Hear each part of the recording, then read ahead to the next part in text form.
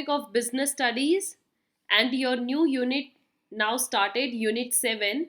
Let's start the very first topic of this session, directing and its concept importance. Okay, so unit 7 का बिल्कुल first topic जो होगा students, that is about directing. Directing is now the another function of management. After staffing we come to directing. Directing के बाद आपका जो last step होगा वो होगा controlling. So step by step we have discussed each part of management process. That is, we till this we have done planning, organizing, staffing, and this is your fourth function, directing. Directing के बारे में आज हम इसका concept अच्छे से समझेंगे और इसकी importance. After this session you will get a complete picture what actually this directing means, how much importance does it have in any organisation. So let's start this session. Students, directing की जो definition है वो हमें दी थी Ernest Dale ने, and he told that directing is telling people what to do. Directing में एक तरीके से आप क्या देते हो, डायरेक्शन ही देते हो. डायरेक्ट उनको करते हो, डायरेक्शन देते हो कि ये करना है, ये नहीं करना, इसको ऐसे कीजिए, मीन्स आप ऑर्डर्स देते हो. सो यहाँ पर it's telling the people what to do. And then also seeing means checking that they do it to the dash of their ability, that they do it to the best of their ability. जो उनके अंदर capacity है, जितनी उनके अंदर potential है, क्या उन्होंने उसका बेस्ट उन आउटपुट दिया है. मीन्स अगर आपको ऑर्गेनाइजेशन के अंदर वर्कर्स को या मैनेजर्स को, प्रोडक्शन हेड वगैरह जो भी एम्प्लॉयज़ हैं, उनको कोई डायरेक्शन दी गई है that you have to do this work, तो यहाँ पर ही डायरेक्टिंग जो आपका फंक्शन है वो ख़त्म नहीं हो जाता. उसके बाद ये भी चेक किया जाता है कि जो आपको काम दिया गया, आपने उस काम को कितने अच्छे तरीके से किया है, whether you gave your best और not. That is directing, right? So further what it says, let's understand this concept carefully. Directing not only includes order and instruction. सिर्फ ऑर्डर और इंस्ट्रक्शन देना ही नहीं होता इसमें कि मैनेजर्स आए, ऑनर्स आए, आपके सुपरवाइजर्स आए, सुपीरियर्स आए, उन्होंने सिर्फ आपको ऑर्डर दे दिया. नहीं, यहाँ पर order instruction by a superior is included, but also it includes dash and inspiring, that is guiding.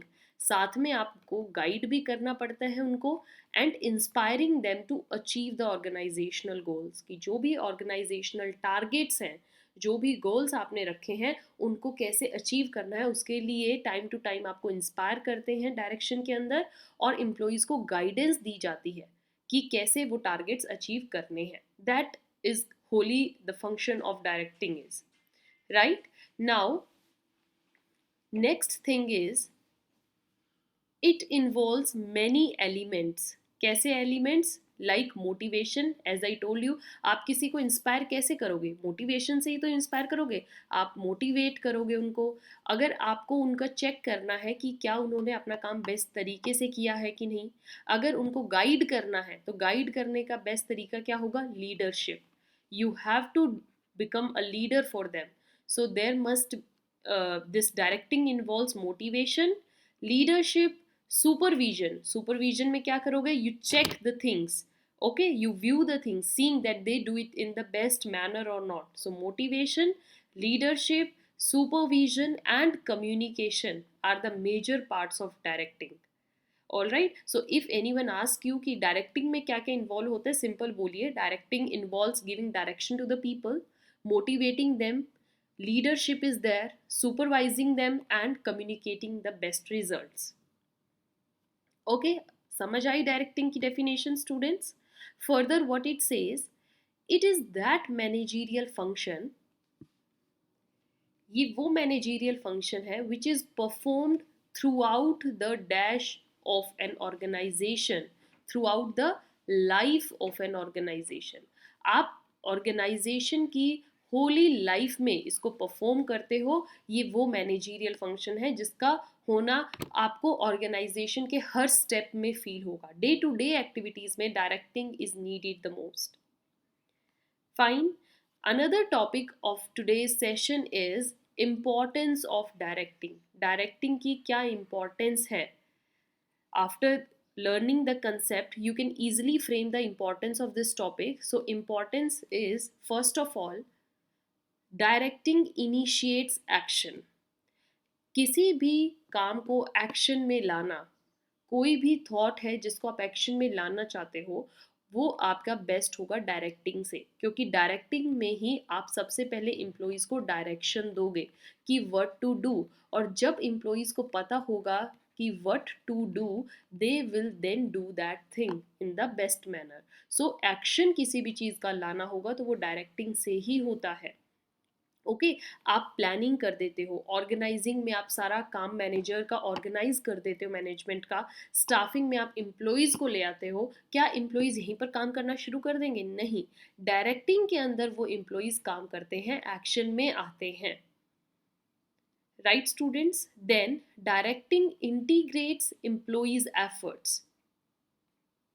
Employees के जो एफर्ट्स हैं, एम्प्लॉयज़ जो अपना काम करते हैं, उन सारे एफर्ट्स को, उनके सारे एक्शंस को इंटीग्रेट किया जाता है, एक धागे में पिरोया जाता है. तब एक डायरेक्टिंग फंक्शन आता है. उनके एफर्ट्स को देखा जाता है, एफर्ट्स को कैपेबल माना जाता है. Okay, the third importance is it helps to realize the potential and the dash of the employees. employees के potential को, employees की capabilities को रियलाइज किया जाता है कि एम्प्लॉयज़ कितने वर्थ हैं एक ऑर्गेनाइजेशन के लिए, how much capable they are for performing any task, their integrity, their efficiency is completely checked hair.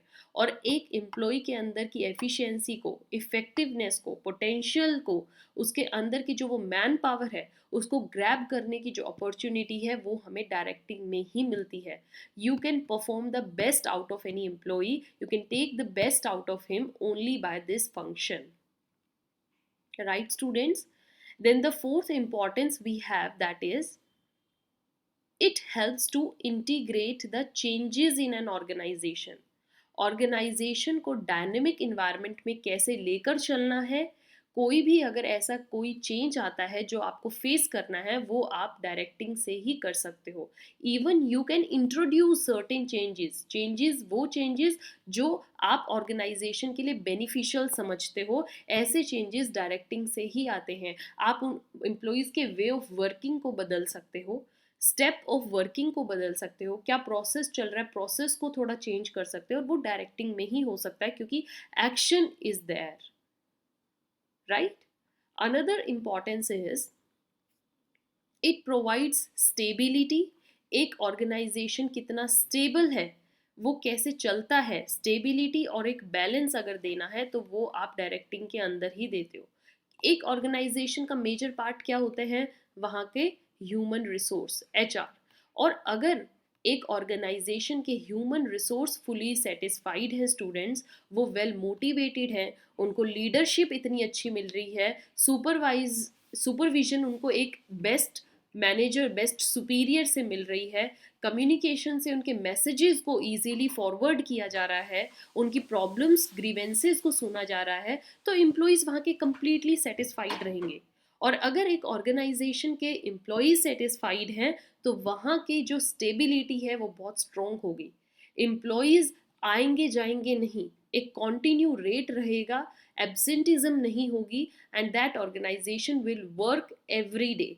So there will be stability and balance in the organization. All right, so this is the concept and importance of directing. Directing is very very important concept of management as well as the process of management. So directing को अच्छे से समझिए. अब आने वाले जो भी topics होंगे उनमें हम डायरेक्टिंग के बारे में ही जानेंगे. Unit 7 is completely based on this topic. Till then, keep watching, keep sharing. Thank you.